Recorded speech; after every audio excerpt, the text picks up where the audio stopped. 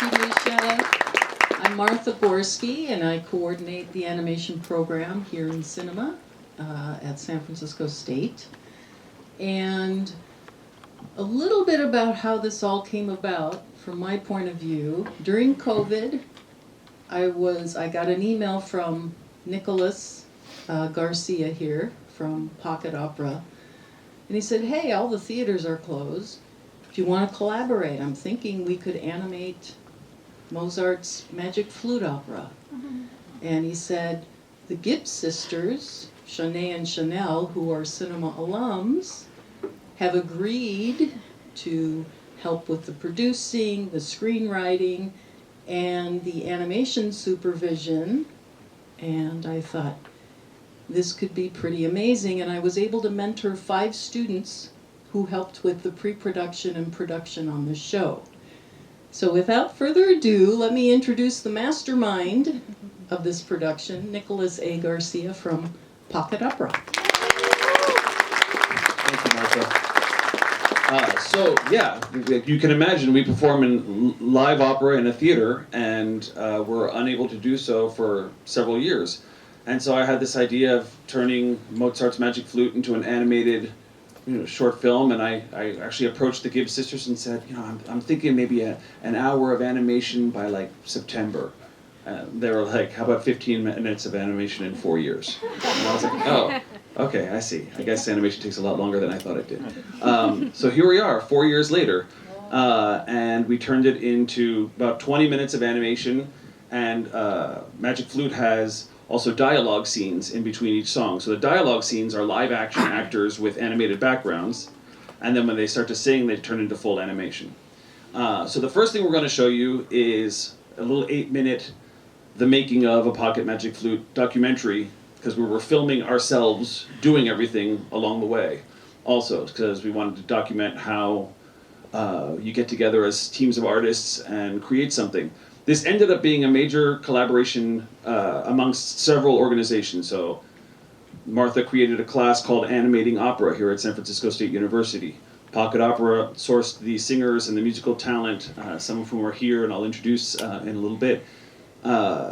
The Oakland Youth Symphony and the Sacramento Youth Symphony provided the orchestra players. So these are kids younger than you guys, about 14, 15, 16, 17, playing the orchestra.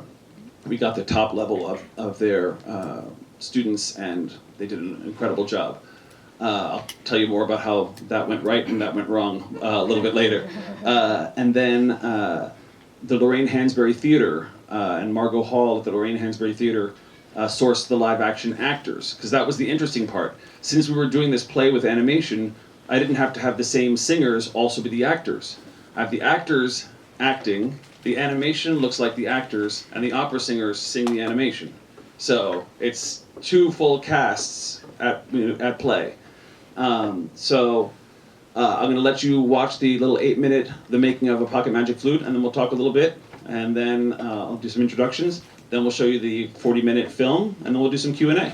All right? Thanks.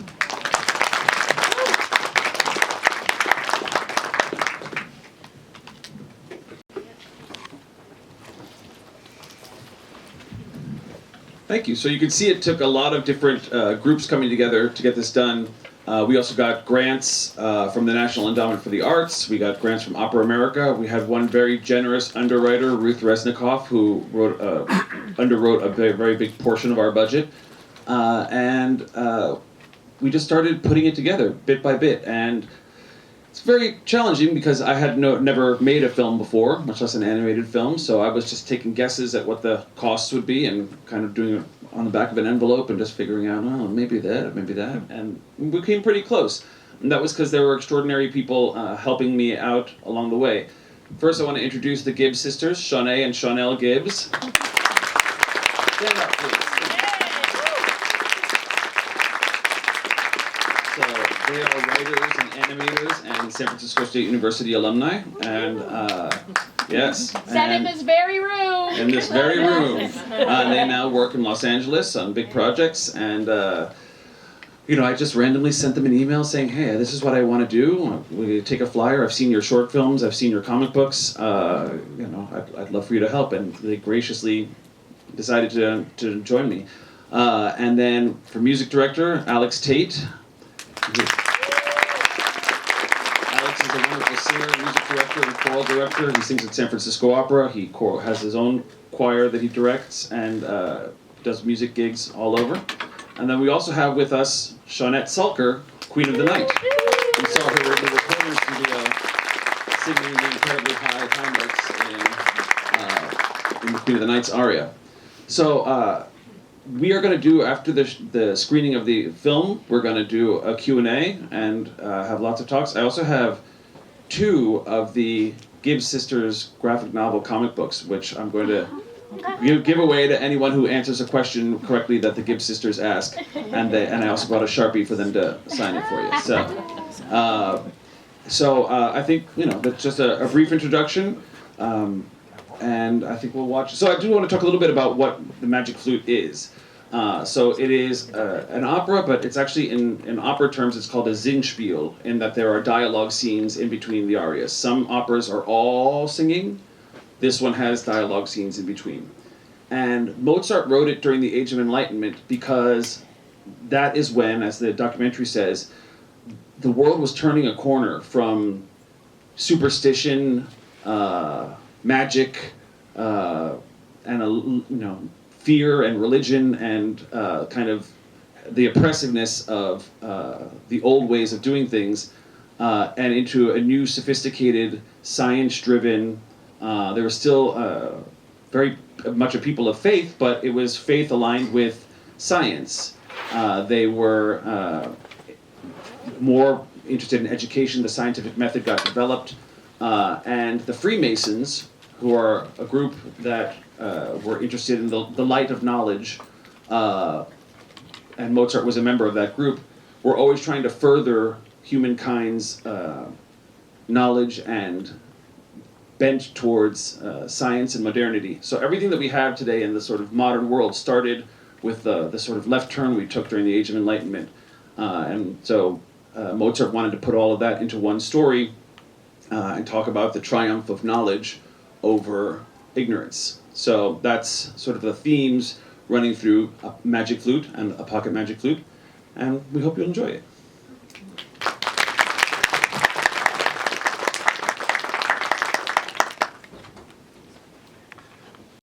All right, so what did we think? Yes. Yeah. Not bad for a first film. I'm pretty happy. I'm glad you all applauded your fellow student animators as they came on the screen. That was what was amazing for Martha and SFSU to create a class called Animating Opera. And those students got to work alongside, virtually of course, professional animators. And so I want to bring up the Gibbs Sisters now, Shawnee and Shawnelle.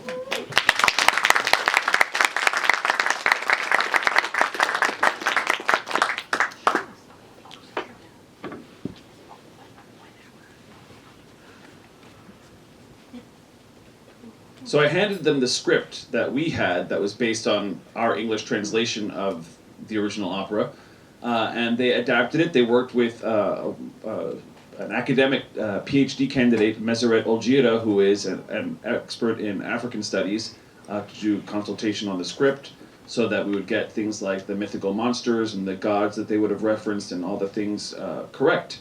And then they took it from there.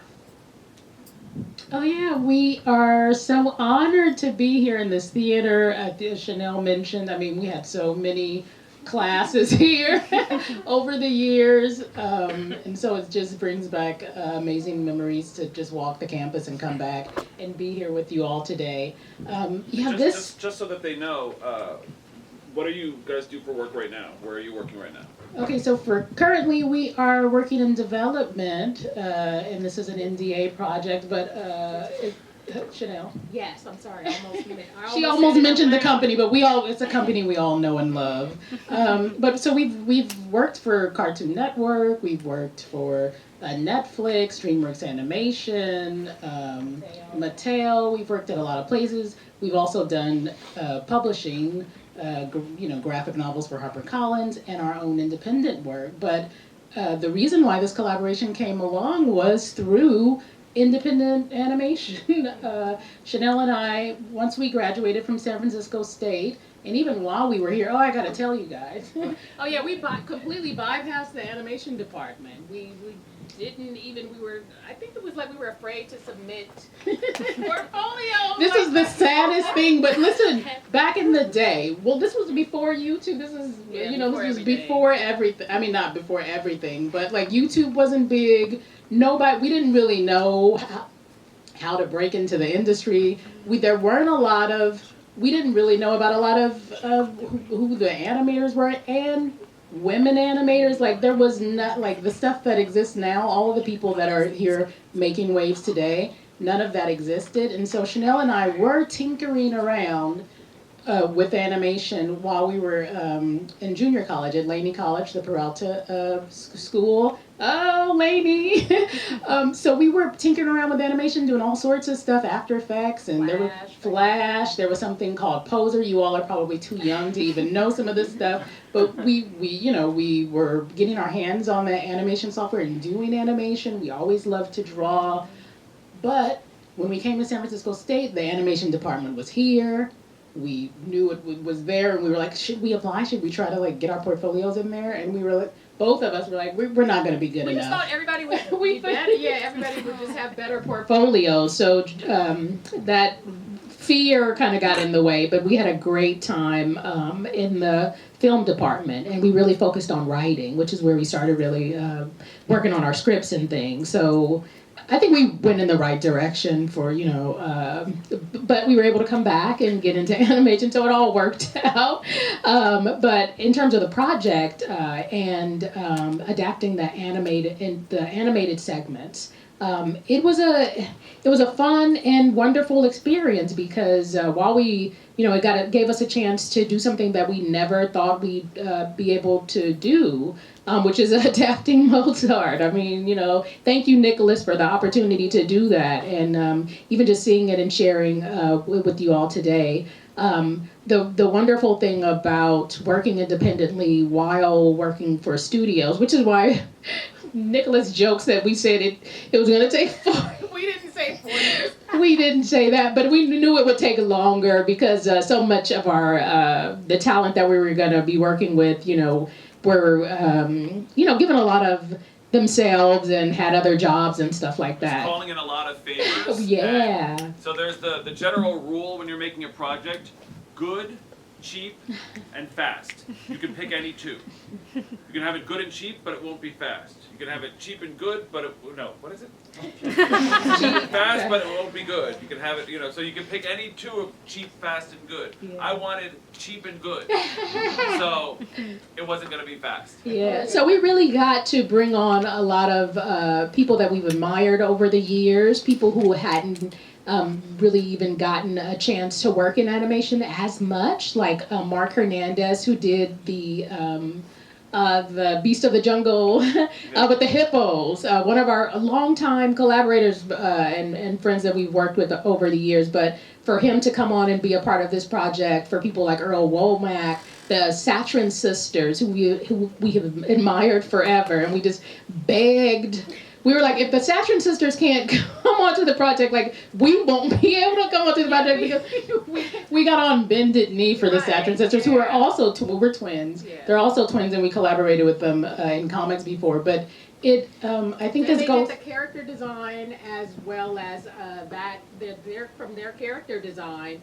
They were able to design the costumes and everything for the characters. So the characters were designed, and we thought we would go the other direction. We would have a costumer design costumes, and the character designers would turn that into animation. But there just wasn't time there. We weren't finding a costumer in time. So we had the character designers just make the characters, and then we hired costumers to make the animated costumes in real life. So there was a lot of going in the wrong direction sometimes because we didn't know what we were doing. I didn't know what I was doing. At first, I thought this was going to be just a little project with singer and piano. And as we started seeing how good it was going to be, I was like, oh, really? I'm going to need an orchestra. But we had already recorded the singing. So I'm going to introduce Alex Tate, who was our music director. And he's going to tell us what we had to do to make it work. So yeah, hi, I'm Alex Tate. I'm a musician and educator. So to get started, we were originally going to have piano and all the singers, and we went ahead with that right away from the beginning and got everyone in the studio and recorded all the vocals and all the audio for that, and assuming that it would just be put into the film. And afterwards, it was decided, I agreed actually, that we should have an orchestra involved in this process because it's just, it works better than just piano. And so we had to take all of those audio recordings from all the vocals and use that as our scratch tracks to record the full orchestra with after the fact. So all of the orchestra members had an earphone. That's right. And they were listening to 3, 2, 1, and the singer in their ear, and they were just playing underneath the already existing singer, which is the opposite of how you're supposed to do it. Usually you have everyone in the room all at the same time, and everyone can be on the same beat and have the same visual cues from the conductor. Or worst case scenario, you have the music recorded and the singer sings to that. That's right. But never the other way. It never goes the other way around because it's so much more difficult, and it takes so much more editing magic to get things to fit. Because vocalists, when we're singing, we don't always have a clear sense of tempo or time, and orchestra, it's hard to get 15 people to agree on one tempo, especially when it's already set and a little bit obscured because vocalists don't keep great time by themselves. So usually you do all of this together, or you have the singer follow along with the recording that's already established. So this was really challenging to do it in this backwards way, but we were able to, with the magic of our modern technology. Probably 15 years ago, this wouldn't have been really possible. We had every student have their own set of earphones while they were playing, with me having a set of earphones at the same time and conducting along with what I was hearing and what they were hearing all at once. So we were able to have a space big enough and equipment enough to supply all of that material for everyone to be able to do this after the fact. It was a And I just want to challenge. Shout out to Shawnette Sulker, who is the queen, the singing voice of the Queen of the Night. You saw her in the documentary in the studio, perfecting her coloratura runs, which are very challenging and some of the hardest material in the opera world to sing. She sings it beautifully. She sings that role all over the country and really, I'm sure, farther afield than that. And she's an extraordinary singer and an amazing artist, and we're just thrilled that she was able to join us on this project. So go say hi to her after and ask her how you sing like that, because it's very challenging. So we have then also the live action actors who came from the Lorraine Hansberry Theater that they were auditioned, and the live action director Margot Hall. Margot works. Oh, Margot, come on down. Yeah. Margot. So this is Margot Hall. Margot is an actress and a director, and she has been on major motion pictures and TV shows that you could watch on right now on cable. What's the show? I was on Blind Spot. Blind Spotting. So yeah, both in the film and the TV show, right? Yeah, so yeah. Everyone, this is our first time meeting in person. So this is years of working together and never meeting until now, because it's all been online. And so Margot, well, talk a little bit about how you sourced the actors. Oh, yes. We had many auditions, and there were certain people I had in mind right from the start. Rotimi Ababiaka, who plays Papageno, is a tremendous actor, and I just knew he would be perfect for the role. And also, we had one young lady, Morgan, who came from LA. And then we had two local actors as well, 3 local actors. Also, Awele is the Queen of the Night. and also Anna Marie Sharp and Jasmine Williams. And so it was great working with them, and it was fun for us to have to do the regular acting, and then they had to match that with the animation. And so there were times when we were working, and is Lawrence here? No, Lawrence couldn't be here today. Oh, yeah.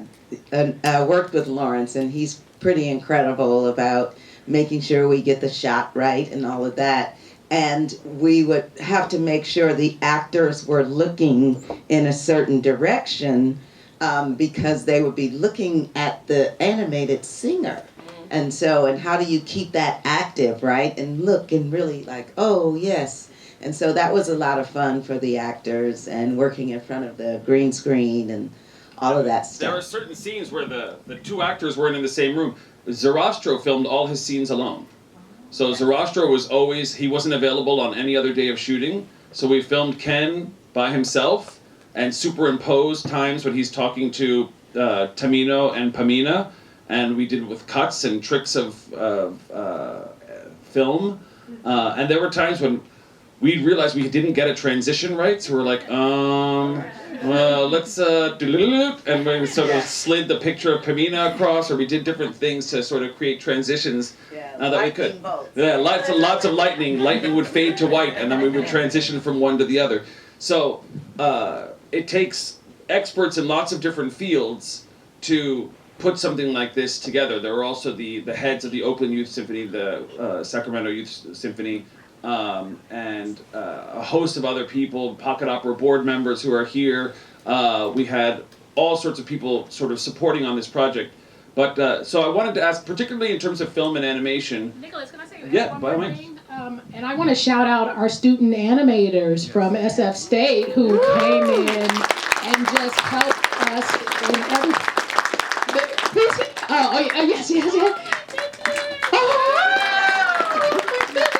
So in our during the time, they helped us with everything from backgrounds to props to even stepping in in the last inning when we realized that we needed a couple of extra storyboards. Remember that? Yeah, and if Tell us about what stepping in and. I'm an alumni here, and Estrella, by the way. Estrella Torres. Estrella Torres, yes. I helped the concept art for the animals in the show, so I did the squirrels and the birds, Yes. and then I also storyboarded the last scene of the film.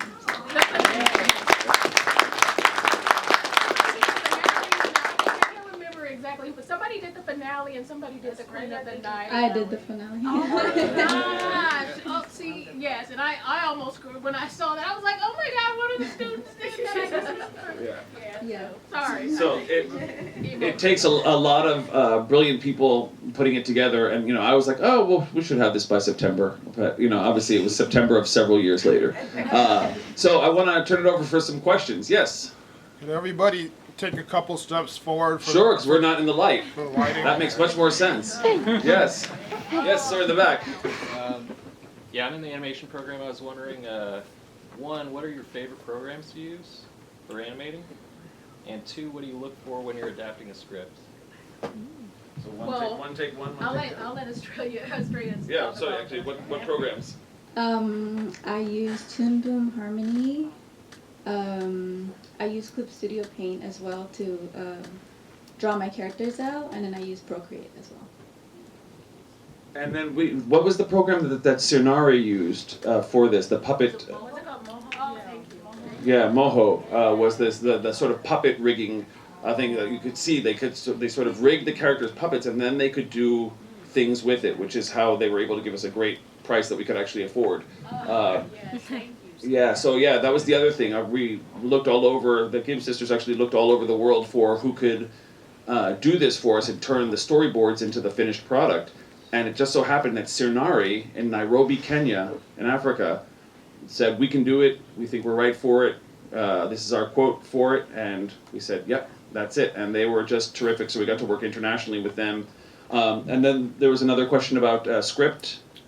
Yeah, and if we were still, I'm taking notes about what to use, but yeah, we normally work in final draft for writing, and we outline all sorts of ways. But in terms of adapting, this was the first project we adapted, so that was really cool. And Shanae is like our top researcher, historian, so she did a lot. But even in terms of like coming up with the direction that we were going to go visually for the project, we started with just like a whole lookbook and sourced as much as we could find just to get inspired from the period, and then.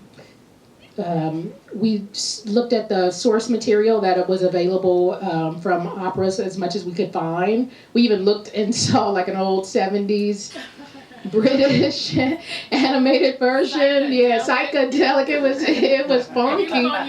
Yeah. So we did as much as we could just to get inspired and see what could be possible. The love scene, Papageno, when he found his love. We wanted to do something, and we wanted to adapt it and present it visually in a way that it hadn't really been seen before. So when we got to even that little love, we wanted to do something different with that, and even the birds that were we played around with color for them just to make it really special looking, and the one of the final scenes, the trial by fire and water, was probably one of the more difficult things to stage because we've seen it very simply put together on stage, and then with animation it was just I don't know. It was different things fell flat. Right. Yeah. It was a strange thing to try and accomplish, but we were able to do it. We an artist that we worked with in previous projects, development projects, who's out of Brazil, actually helped us to just come up with something that could work for two characters that you want to have walking through a tunnel. So a lot of those things, like the Queen of the Night scene, Sanko, who did the storyboard. So we had a lot of storyboarding here in the States, and then that went to Kenya. So our storyboard artists were. Sanko was in Canada. Yes, Sanko was in Canada, and a friend of Shanae's partner who had been working for a long time in animation, and it was like, I want to get back into it, so he teaches, and so he took the Queen of the Night scene, and it was just a dream. It felt like a dream, like, okay, we probably can't accomplish some of this that we want to do. You put it into Sanko's hands, and it actually turned out really so incredible for us, because we were limited with what all we could do. So just those sorts of things in terms of like wanting to, this is such a classic piece. It's been done a million different ways. How can we do something that honors it and then tries to, take it in a new direction as well? The cool thing about software is that it seems to be wide open in terms of what people are using. We did use Storyboard Pro near the end for some of the storyboarding scenes, but people were working in Procreate. Sanko was doing some thumbnail. I mean, he was kind of like paper. Notes. Yeah. And so it was amazing what we were able to accomplish using all sorts of software. So I don't even know if software. Mark actually did it on paper. You edited some of his stuff. Yeah, I was editing Premiere. Stuff in Premiere from paper. So it's just like. It's wide open in terms of what the software would be. Mojo, we hadn't even heard of it when Kenya was like, this is what we're using. We're like, oh, this is cool. So now, it's pretty much wide open what you can do and how we can use all these things together. It was amazing. Next question? Yes, sir. Yeah. Talk about the trials and tribulations of coordinating international cast of artists. Yeah, well, that's definitely was one of the more challenging things. So yes, so talk about coordinating an international team of artists, and it's extremely challenging. Now, at the beginning of COVID, we were all getting really good at Zooming, and obviously this wouldn't have been possible without benefit of that. I have to say, the network that these two women have to reach out to, the amount of favor calling in, the amount of "you owe me one, how about now" that they pulled to reach out to a very broad array of artists who then referred other fellow artists. It was all a lot of, so value your network, be a good collaborator, be a good friend to your fellow artists. When they ask for a favor, do it, because you never know when it's going to come back around. They were able to sort of reach out to this very internationally dispersed group of artists, and then really they were our point people when it came to coordinating the art coming in from Portugal. This storyboard came in from Brazil. This background art came in from, wherever. I mean, they were all over. And if they hadn't been able to sort of keep it straight, I wouldn't have been able to do it. Nicholas isn't giving himself enough credit. I mean, to organize all of this, I mean, it was magic, and it was one of the reasons why we said yes to the project, because Nicholas is magic. And yeah, I do. He does a lot of the heavy lifting. That's the Well, other you thing, made so that it we could easy, just even though this get was creative space. because a lot of the times, like back in the day, we would have to do a lot of the, just like the budgeting and the this and the that, and it's like. He gave us the opportunity just to call people and like play and do everything that we wanted to do. And yeah, you made it so fun. Like, this is what, to me, these kind of projects is what, like, if you asked my 12-year-old self, what kind of stuff I would want to do, it's this. And when Nicholas makes it easy for all of us to just do our special things, and it was just magical. What happened And with the flute? wait, Chanel, I want to say too about what Nicholas was saying about our networks and working with other artists. If you can hone that, because sometimes, especially when we're artists and we're like sitting at home at the laptop or whatever, and we're just working hours and hours and hours and trying to perfect the art, and sometimes we forget to look up and look around. Like cultivating that as much as you can is the key. Yeah, I mean, I think especially now, I mean, I don't even want to get into like the AI conversations and all that stuff, but us artists supporting each other, humans calling each other in, because I don't even know what the next phase of art is going to look like, and you all, because you're young, you're like right here, you will be deciding like what that looks and feels like, and you'll be deciding it together. And when you can call your friend and say, hey, I know, that person's super good at this or that, let's just make some art together, because it's so fun to do it together. Which I think brings us to Martha. Martha!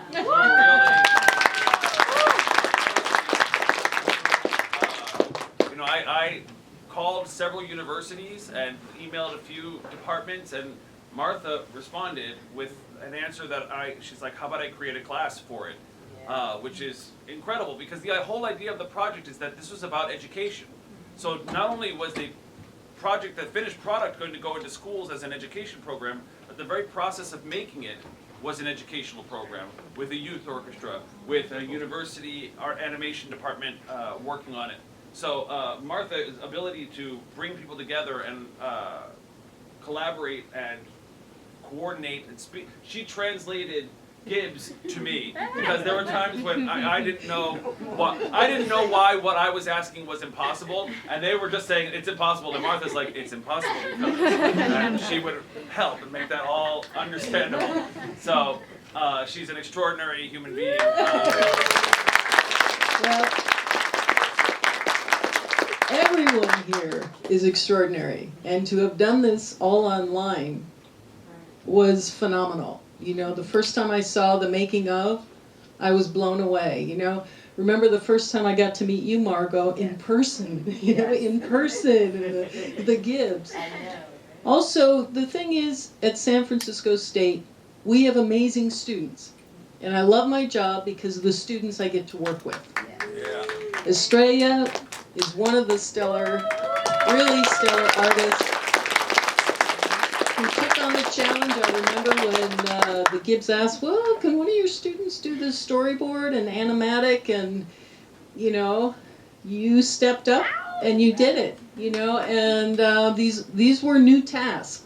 So the difference is when you work in a classroom, okay, so you have projects, you turn them in, you present them, and then you move on to the next thing. But what happens is the students on this project had to answer to these two amazing directors, and the Gibbs sisters really are amazing to work with, and I want to thank you for your generosity with our students. You shared so much, you were so kind and generous, helping them learn, but being so encouraging.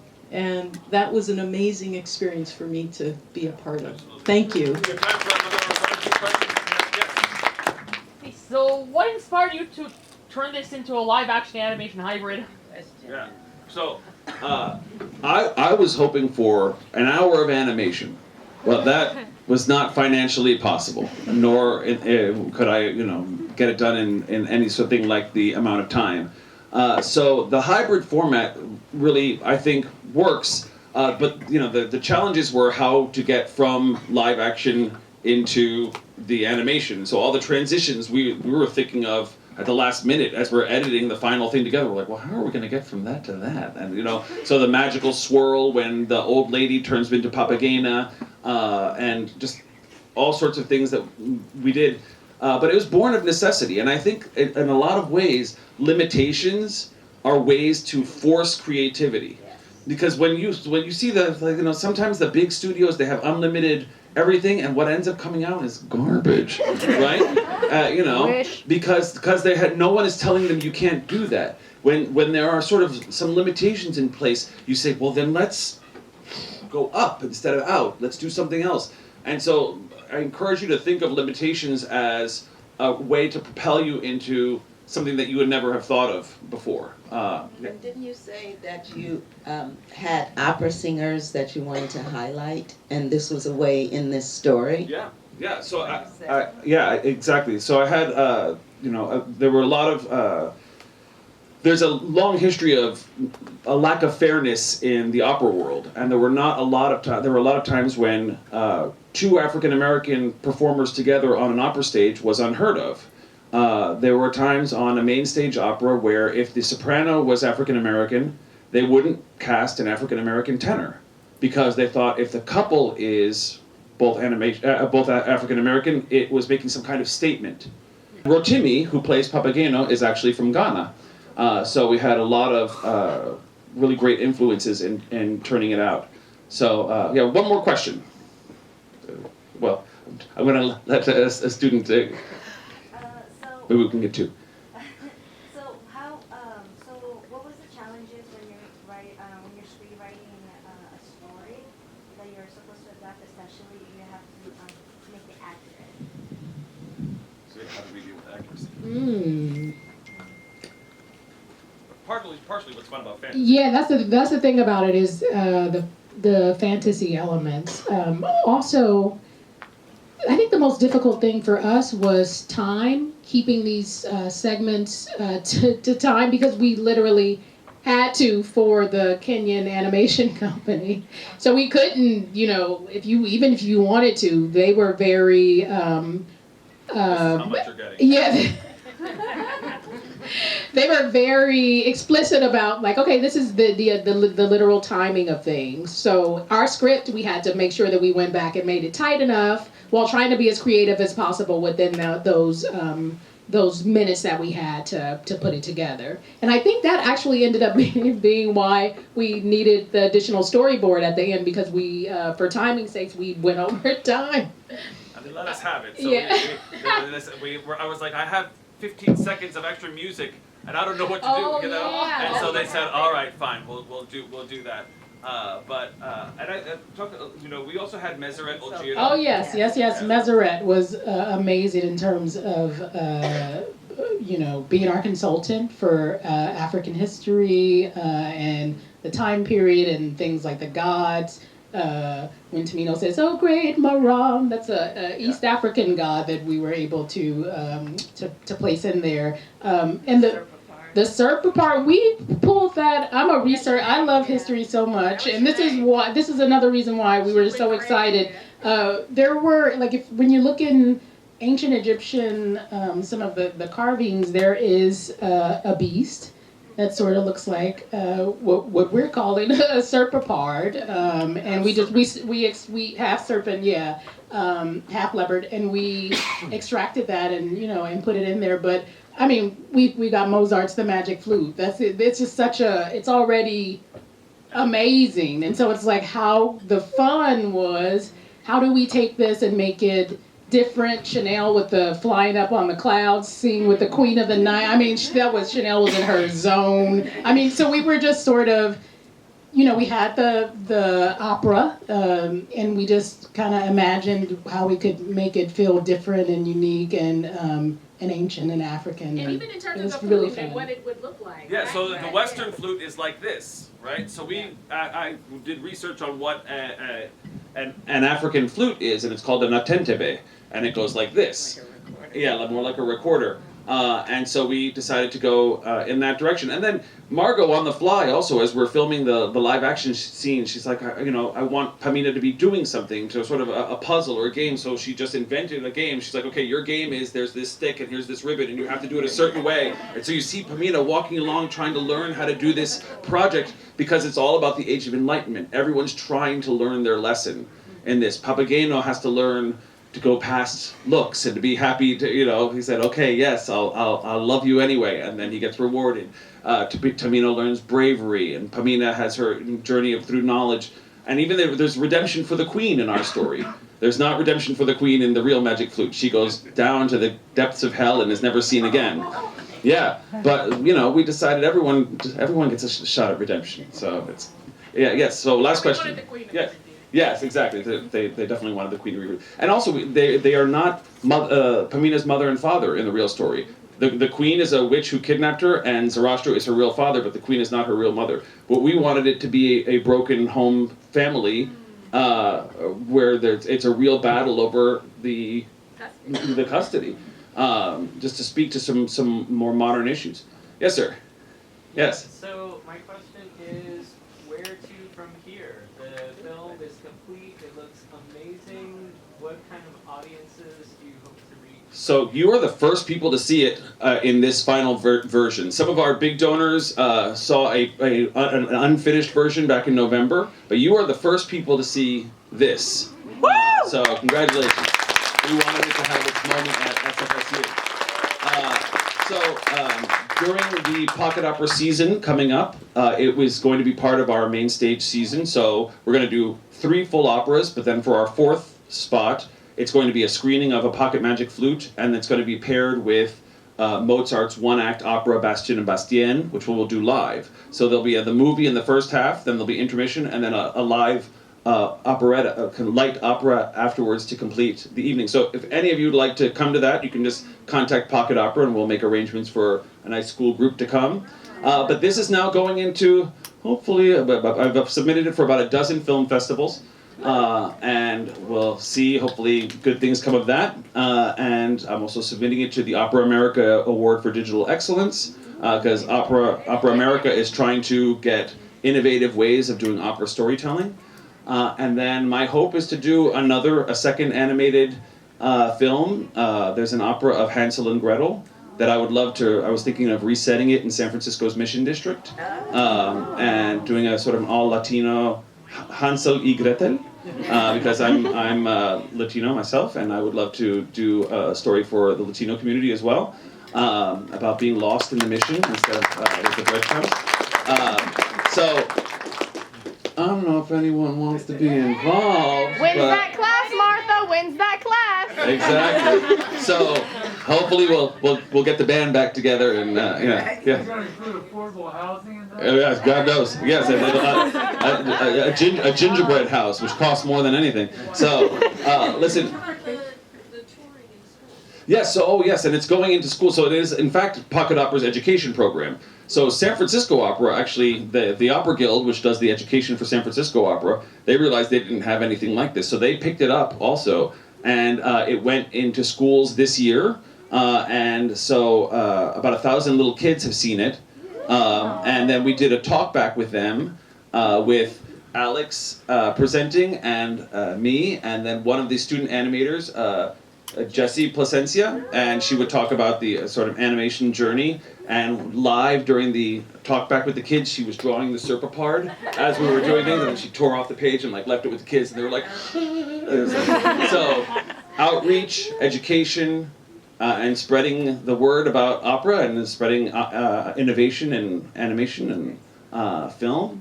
And I want to thank this extraordinary team that is up here. I want to thank everyone from Pocket Opera who helped support it, the amazing Ruth Resnicoff who helped underwrite it, and all the grantors that made it possible, and San Francisco State University. So